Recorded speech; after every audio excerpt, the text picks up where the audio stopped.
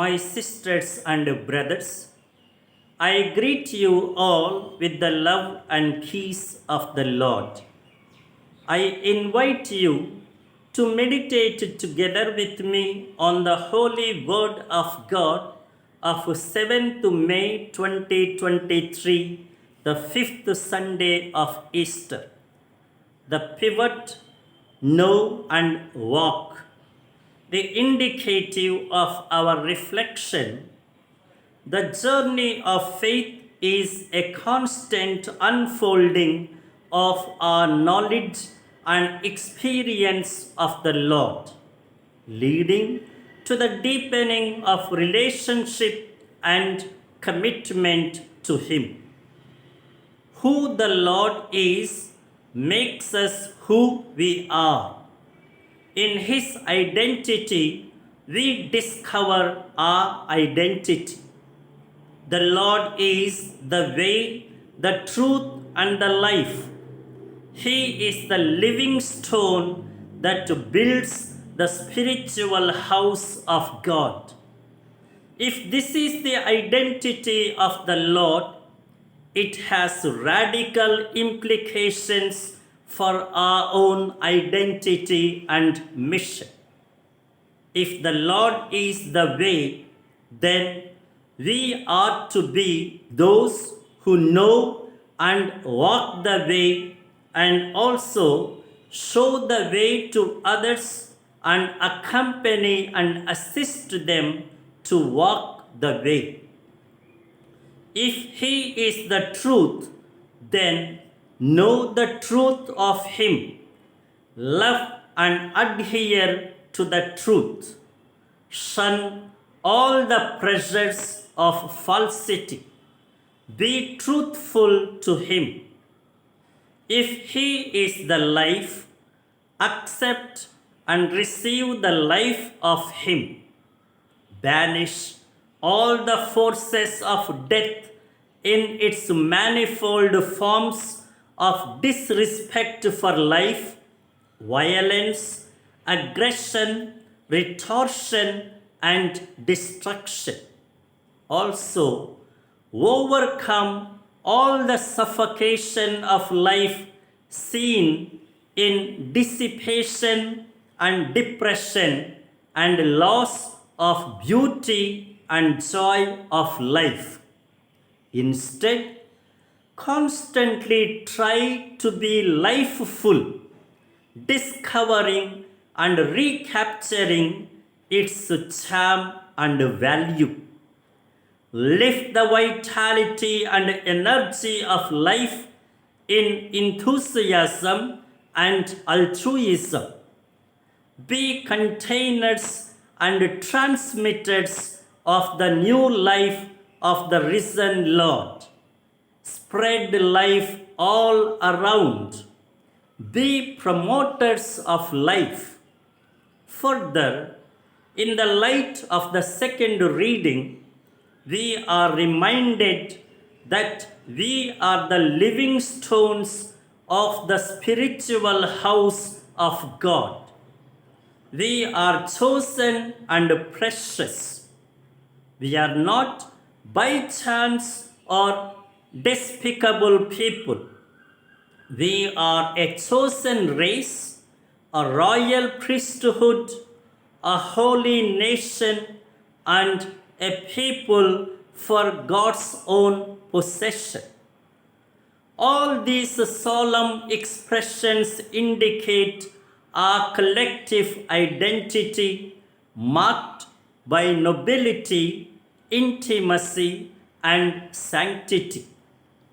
This is not a matter that becomes the cause for boast and pride, but it is the cause for a total reorientation of life.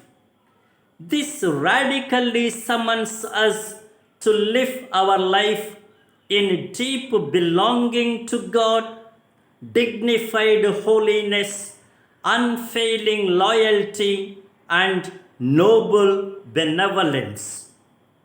Still moving ahead, The living of our radical identity comprises one essential feature, and that is wisdom.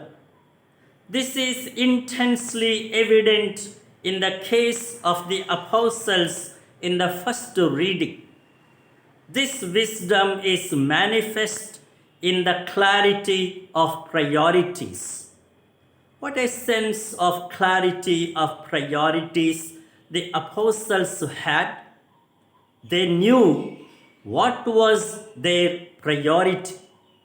Prayer and ministry of the word are more important than serving at the table.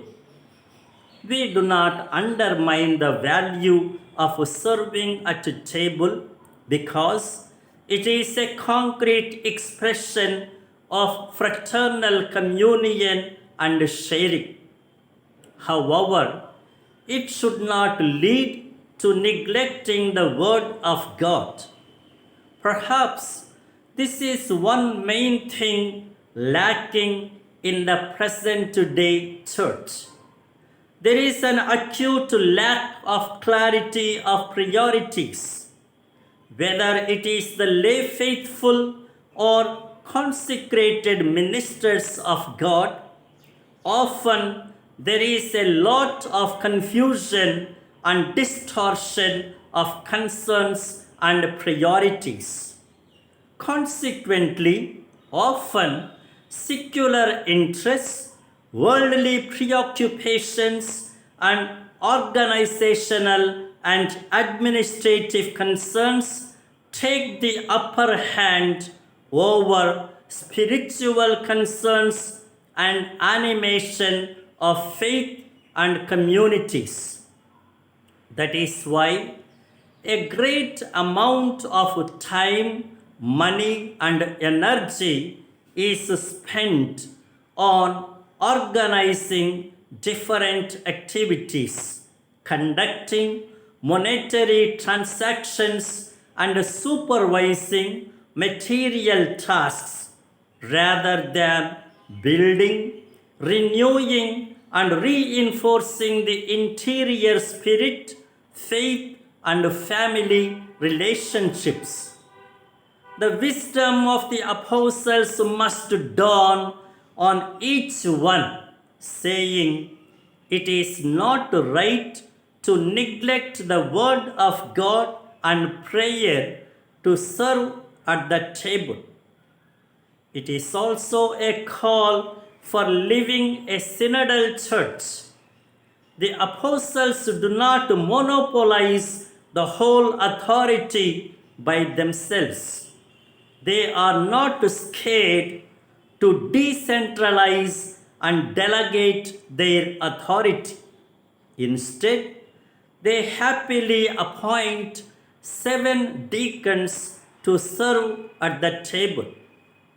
What is notable is, though serving at the table is subservient to the higher priority of the ministry of the word, it is not of less value.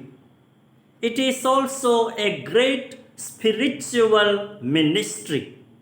That is why it too needed men of the Spirit, faith, and wisdom. This indicates that every ministry in the church is spiritual and valuable. There is nothing strictly material or spiritual. All are sacred. There should not be any despising and dominating attitude. Instead, there should be an atmosphere of mutual respect and collaboration. And now, the imperative for our life: we must constantly realize our authentic identity and live it in effective mission. Let our troubled hearts take courage and strength from the Lord, who is always with us.